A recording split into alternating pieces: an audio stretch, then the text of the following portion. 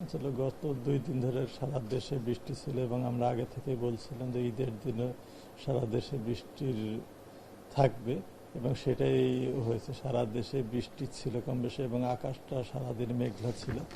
ঢাকায় যদিও উল্লেখযোগ্য বৃষ্টি না, তো বৃষ্টি রেকর্ড করা হয়েছে এবং এছাড়া সারা দেশে বৃষ্টি হয়েছে।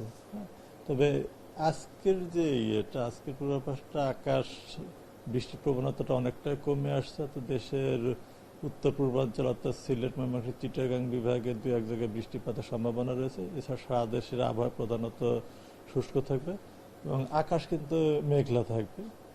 এ সময় কিন্তু দিনের তাপমাত্রা কিছুটা 1 থেকে 2 ডিগ্রি বাড়ার সম্ভাবনা রয়েছে এবং আগামী দিনগুলোতে কিন্তু যেহেতু বৃষ্টিপাত আমরা কমে আসছে, আমরা দেখছি, সেক্ষেত্রে তাপমাত্রা দিন এবং রাতের তাপমাত্রা ক্রমান্বয়ে বাড়তে থাকবে।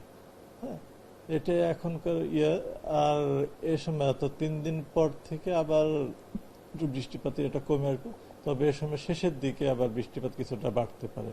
তবে এখনকার যে বৈশিষ্ট্য, সেক্ষেত্রে বৃষ্টিপাত যখন থাকবে তাপমাত্রাটা সহনীয় অবস্থায় থাকবে, কিন্তু যখন বৃষ্টিপাত কমে আসবে তখন তাপমাত্রা কিছুটা বাড়বে। তো আমরা দেখছি যেহেতু বৃষ্টিপাতের প্রবণতাটা কমে আসছে, সামনের দিকে তাপমাত্রাটা ক্রমান্বয়ে বাড়তে থাকবে। তবে এটা সহনীয় অবস্থায় থাকবে। বৃষ্টিপাতের আশঙ্কাটা কমে আসছে এবং দেশের উত্তর পূর্বাঞ্চলে বৃষ্টিপাতের সম্ভাবনাটা রয়েছে, সেটা হচ্ছে ময়মনসিংহ, সিলেট আর চট্টগ্রাম বিভাগে 2-1 জায়গায়। এছাড়া সারা দেশের আবহাওয়া প্রধানত শুষ্ক থাকবে এবং এ সময় দিনের তাপমাত্রা 1 থেকে 2 ডিগ্রি বাড়ার সম্ভাবনা রয়েছে এবং রাতের তাপমাত্রা সামান্য বাড়তে পারে।